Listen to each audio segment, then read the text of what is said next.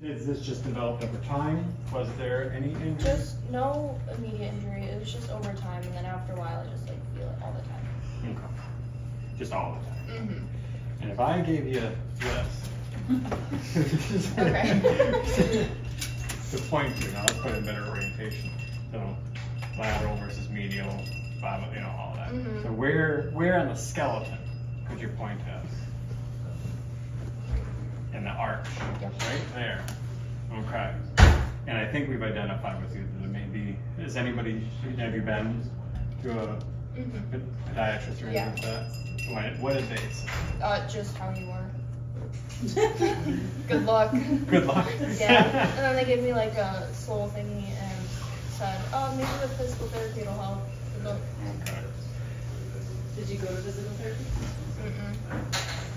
So here's where just a touch of, this is good, like some new anatomy stuff for you, and some refresher that I know will have dissipated. I'm trying to see this under all of this. Let me take this off so it's not going to hit me. And you know, it's a case where the most important things are to remember that one, there's nothing on the medial side of the tibia. There's nothing there to massage. You want to keep things pliable, but nothing there. Then you have this anterior compartment, which is all going to be related to dorsiflexion and toe extension. Then you have these fibularis muscles, which they do assist actually in plantar flexion, but they're predominantly everters. Okay? Then over here, so two compartments, when people say the shin, this is part of the interpretation of recognizing people say shin splints and stuff like that. Is it really the anterior compartment, which would be more what people would consider a shin splint, versus this lateral compartment, which is those three muscles that sit on the fibula: peroneus longus, peroneus brevis, peroneus tertius. The new way of calling those is fibularis longus, fibularis brevis, fibularis tertius. They're just synonyms. They sit on the fibula, or they're related to the peroneal nerve. Sometimes this can be important because if you look at this little nerve, it branches down over onto near the lateral side of the foot, and right by that big projection of the fifth metatarsal, that peroneal nerve branch can get irritated. Sometimes people have a nervy lateral foot, and that can be something that maybe you can or cannot affect. Let's say the foot is very swollen. If the leg is very swollen, then they need lots of lymph drain, so that's not being pushed on by all that water, all that lymphatic fluid. So they need lots of lymph drain. But then we also need to think about all these muscle compartments, because that nerve comes up here, and it can also be potentially getting entrapped up here and then just radiating down.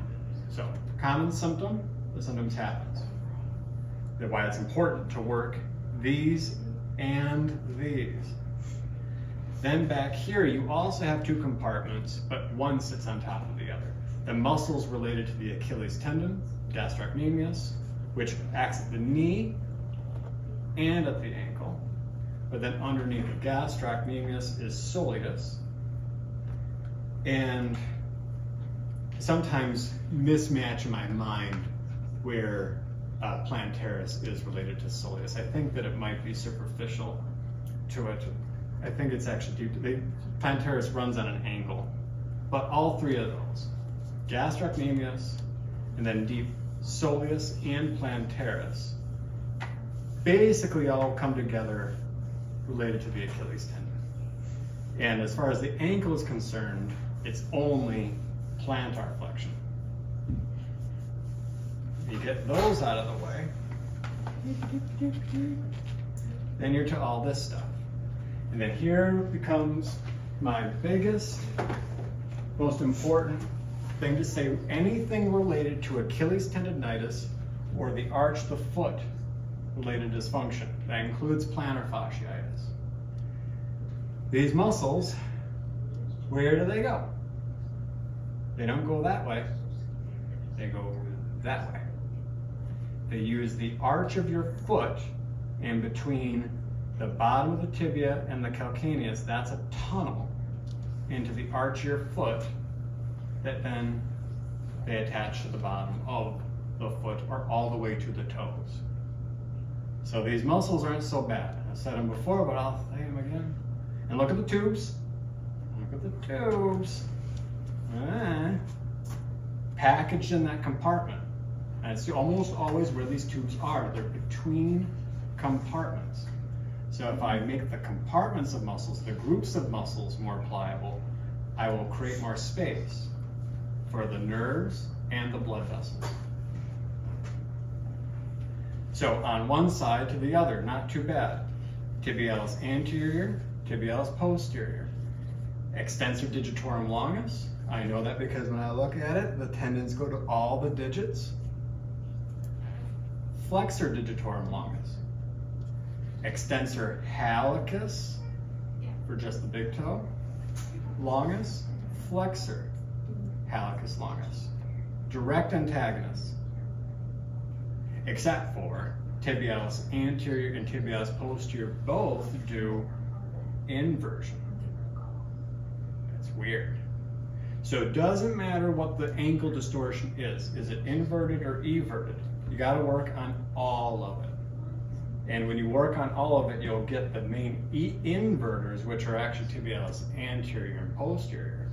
And then you'll work on the everters, which are fibularis or peroneus. Now where they go though, is have all this back here, unsticking that layer, we've talked about that, and then coming down into the foot. And just the nature of the structures of the foot and how that's designed. Our feet are the truly strange thing in the natural world, okay?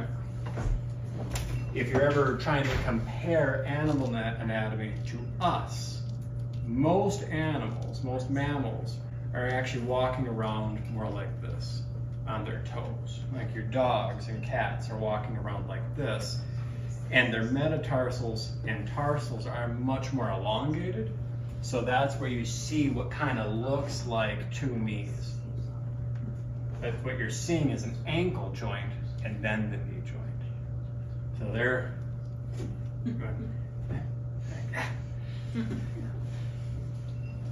now when you run, you might have to learn to do that. But well, that's a journey for another, it's a story for another day.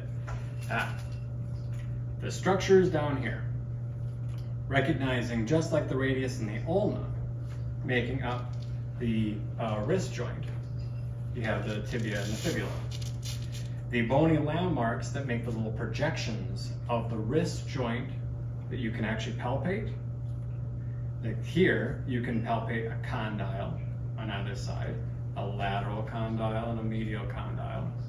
Down here though, I'm sorry, it's a styloid process. A lateral styloid, medial styloid. Here,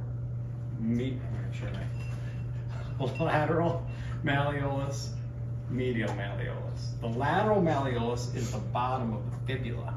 Look how big that is versus the tibia. I'm really some gymnastics here.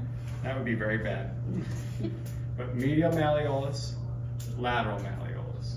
And that's just the distal end of the tibia, the distal end of the fibula. Those attach onto, and you can't see it very good, but you'll be looking at pictures. They're actually making contact with the talus. Talus is this big kind of plateau looking bone. And then a bunch of ligaments and stuff are holding that all together. Talus is sitting on top of calcaneus. Then each of those starts to make contact with the rest of the tarsal bones. And that's where it gets a little bit interesting. Even look at how the calcaneus is oriented. It has this cave on this side that's designed for those tendons and nerves and blood vessels to come through. So it uses this tunnel. Think of it as the tarsal tunnel, just like the carpal tunnel. Then it goes down into the rest of the foot. Once we're to the actual foot, on the lateral side of the foot, the calcaneus touches what's called cuboid, which is just one big bone, which then makes contact with the lateral two metatarsals. So that's your pinky toe and your ring toe. But fifth and fourth phalanges, fifth and fourth metatarsals. Look how big the fifth metatarsal tuberosity is. You can feel that, right? And there's muscles that connect there. You know, there's other muscles that come down and attach. Like, it's an important structure. But this half of the foot, from your fourth and fifth metatarsals down to the calcaneus, is 1, 2, 3, 4 bones. So more structural, right? More about being able to just take impact. Then you come over here, and what we have is talus, not calcaneus, making contact with what's called navicular. If somebody has an arch that's collapsing or they're flat-footed, it'd be also another way of phrasing that is a navicular drop, which more specifically tends to be when the ligament structures that connect these together have degraded, and then the arch is starting to, and then I'll say a navicular drop. Maybe you have to get a pin to stabilize that and hold together, all that kind of stuff. So navicular, and then for each of the other three metatarsals, they have their own individual bone called the cuneiforms. So now we have 1, 2, 3, 4, 5 bones on that half of the foot related to the arch. So my mental hack was always thinking about this line of the structural half of the foot, really the structural, I don't know, what, 40% of the foot, you know, divide 5 by half. But, and then the other 3. Then that other half being more about the arch of the foot and more about mobility. And recognizing how these things come together. Here, what's important is that, let me start back up at the ankle. What's important at the ankle is that calcaneus and talus are happy, and that talus and where it meets the fibula and tibia are happy. Then once we come further down, that line where cuboid meets the other tarsal bones, that has to be mobile. Otherwise, the arch isn't being, the arch, if it's glued to the more structural half, it's unhappy. That's a lot of the, trying to just create, these are joints where they actually are sliding joints. Off the top of my head, I'm forgetting. But they need to just have that little bit of slip and slide.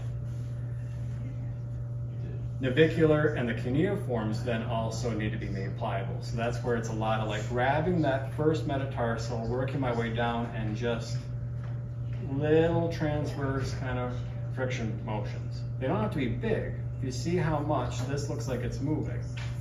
But I'm just isolating my application up here at navicular and the cuneiforms, or down on the metatarsals. And that really ends up being all the action that needs to be done here. Just thinking about the muscles that come down, and as well as the bones, and how they all interrelate, and thinking about dividing that foot in half.